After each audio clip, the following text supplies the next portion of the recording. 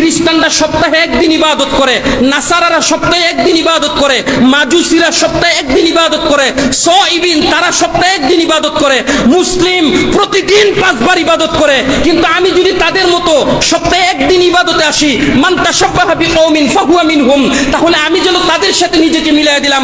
আমি ইহুদিদের মতো সপ্তাহে একদিন ইবাদত করলে, নাসারাদের মতো সপ্তাহে একদিন ইবাদত করলে, খ্রিস্টানদের মতো সপ্তাহে একদিন ইবাদত করলে আমি যেন তাদেরই অন্তর্ভুক্ত হয়ে গেলাম।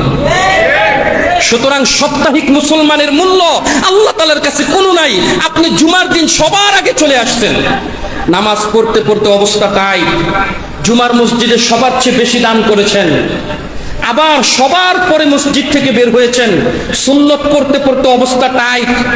আপনার সুন্নত দেখে কে? এত বড় আল্লাহর ওলি, এত বড় এই বাইজিদ বুস্তামি, মনে হয় বর্তমান জামানার মধ্যে আর কেউ নাই। সারা সপ্তাহ আপনি ফরজ নামাজ পড়লেন না, ওয়াল্লাহি আপনার এই জুমার নামাজ আপনার জন্য কোনো কাজে আসবে না। আপনার জন্য এই জুমার নামাজ কোনো কাজে আসবে না। হ্যাঁ, যদি তওবা করেন সেটা ভিন্ন বিষয়, কিন্তু তওবা ব্যতীত এই জুমার নামাজ কোনো কাজে আসবে না। আমরা তো ইহুদিদের সাথে নিজেদের ইবাদতকেও মিলিয়ে ফেলেছি, খ্রিস্টানদের সাথে নিজেদের ইবাদত মিলিয়ে ফেলেছি।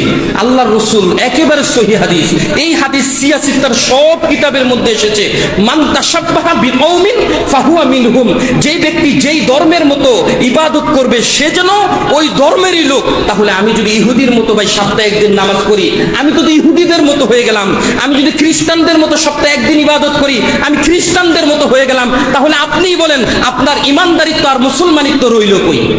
ইবাদতের জন্য শুধু একদিন নয়, মাবুদ হিসেবে আল্লাহকে একদিন নয়, দৈনিক 5 বার আল্লাহর কাছে মাথা নত করতে হবে। পারবো তো ইনশাআল্লাহ? পারবো তো ইনশাআল্লাহ?